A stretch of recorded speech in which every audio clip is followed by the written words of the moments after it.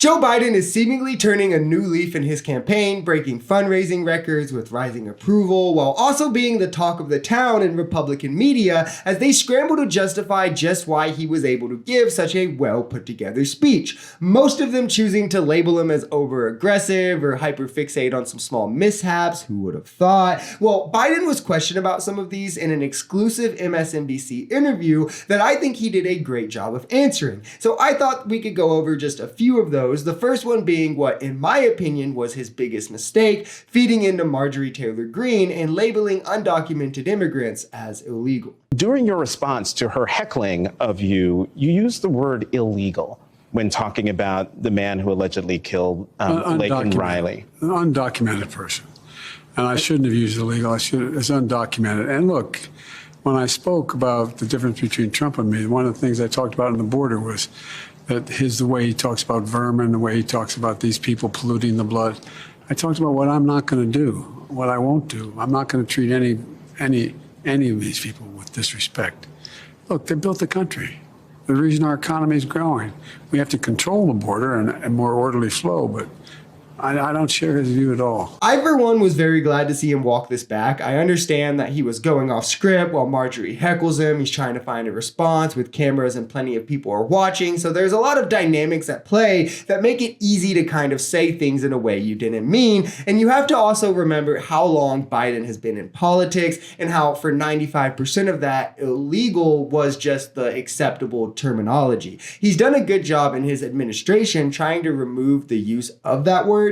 And I personally don't think he should be persecuted by the left for what clearly I think wasn't in his intention. But in the same breath, I can say I do understand if any damage was done, especially for ethnic or immigrant turned citizen voters, how that effect can be felt, especially mixed with the conservative border bill that he was willing to pass and playing into their demands and fear mongering. But I think the biggest thing to hinge on is Biden's openness to change and trying to do better. Trump will use this exact same rhetoric, talk about mass deporting, and then double down and act like he said nothing wrong when he's called out and resort to more fear mongering. With Biden, at least we get someone willing to change for the better of humanity and equality for all, can recognize their mishaps, can admit to their mishaps, and can try to do better. And he's also damn right about immigrants bolstering our economy. The effects are clear and massive. As bad as Mr. Trump's rhetoric was and him putting a travel ban on 5 Muslim countries, he wasn't overseeing and actively arming a genocide. Those are tough words.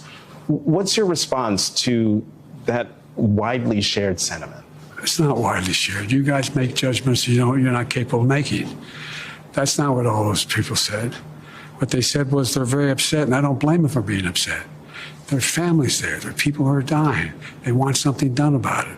And they're saying, Joe, do something. Do something. But the idea that they all think is genocide is just not, that's a different situation. Look, I can fully understand, and can't you? You have a family member there, families that come from a family that is still isolated there and may be victimized. It's understandable they feel that way. And that's why I'm doing everything I can to try to stop it. Okay. Hold on. The self-awareness there was almost shocking. I mean, he lost me at the not a genocide thing, but he perfectly summarized what these uncommitted voters are feeling, like to a T, which means he's not only listening, but he's hearing the message, which is a stark difference from Trump. It is leaps and bounds better than we would be getting with him. Trump defunded UNRWA. We covered the video the other day where he said that Israel should finish the job. It's clear which president would be worse for marginalized groups, and that doesn't matter if it's domestically or abroad. What's happening is he has a right to defend Israel, a right to continue to pursue Hamas, but he must pay more attention to the innocent lives being lost as a consequence of the actions taken. He's hurting, in my view, he's hurting Israel more than helping Israel by making the rest of the world, it's contrary to what Israel stands for. And I think it's a big mistake. So I want to see a ceasefire. And I'm starting with a major exchange of prisoners for a 6-week period. We're going into Ramadan. It should be nothing happening. And we should build off of that ceasefire. And look, I've spoken with the majority of the Arab leaders from Saudi Arabia to Egypt to Jordan.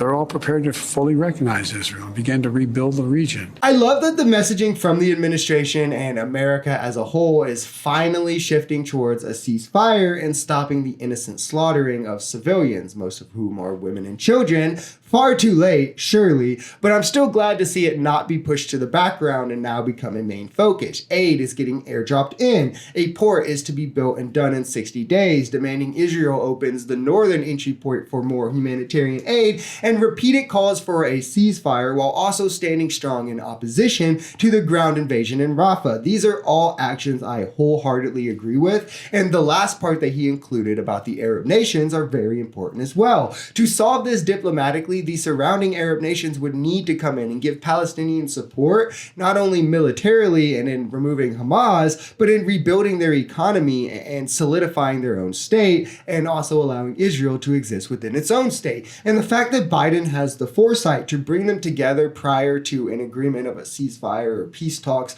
being met shows his strength and wherewithal as a politician. I'm sure Trump would just be taking it as it comes and winging it and largely ignoring his advisors while he did so. If you enjoyed this video, we're Social Society. We're a commentary channel influenced by politics, society, and the economy. We are pretty left-leaning on this channel, but we're open to our right-wingers as well. The biggest thing here is having conversations that get everyone to the bottom of the truth. If that sounds like something that could interest you, consider smashing that subscribe button, leaving us a like, or even commenting on this video. We even have memberships available as low as $3 if you'd like to support, because the only way we become a society is together.